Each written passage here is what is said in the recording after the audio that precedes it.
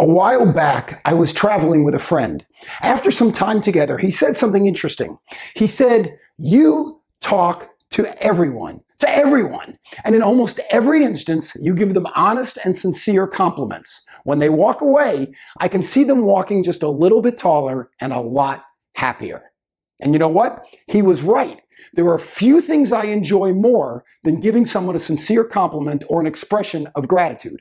But wait, before you think I'm telling you how gracious or generous I am, the truth is, when I compliment other people, I do it for me.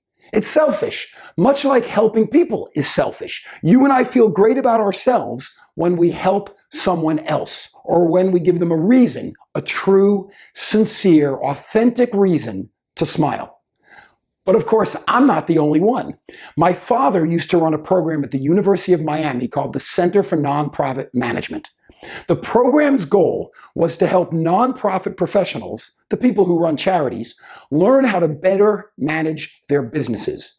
Both my parents had long and storied careers in public service, doing truly incredible things to help less fortunate communities improve their lives and their situations.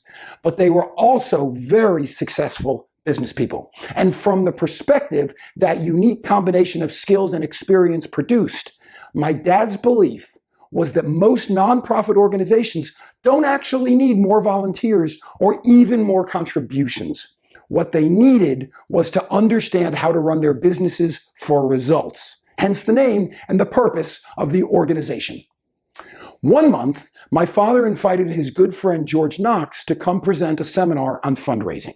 In case you don't know him, George is an extremely accomplished attorney. He stands a full 6'5" and speaks in the commanding style of a Southern minister. Actually, speaks is a misnomer. George orates. So there he was, handsome in a dark suit and tie, ready to share his gift with the audience. The room was packed to the aisles with fundraising professionals from almost all of Miami's charitable organizations. What you might not know about fundraisers, the people, by the way, not the events, is that most of them don't believe they hold a very elevated position in the community. Why? Because people often avoid fundraisers since they don't want to be asked for money. And so the fundraisers themselves feel the brunt of people crossing the street to avoid them.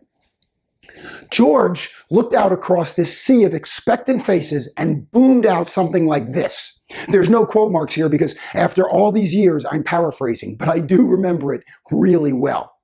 George said, "Do not feel as if you are imposing on the people you ask to contribute, because in truth, you are doing exactly the opposite. You are helping them. You're not asking them to feed the hungry. You are not asking them to hand out clean needles. You're not asking them to heal the sick, to comfort the lonely, to home the houseless, or even to remember the forgotten. You and your organization are already doing all the heavy lifting. All you're asking them to do is this. And when you do that, you're giving them the chance to be one of God's angels here on earth, serving a higher power. Jesus turned loaves into fishes. You are helping people turn money into blessings. It is you who's giving them the gift, not the other way around. They should be thanking you." When George was done and the seminar ended, everyone in the audience walked out standing just a little taller and a whole lot happier. That was the day I learned how important it is to make others feel good. That was the day I started writing all about them. And that was the day that inspired me to come up with our agency mantra.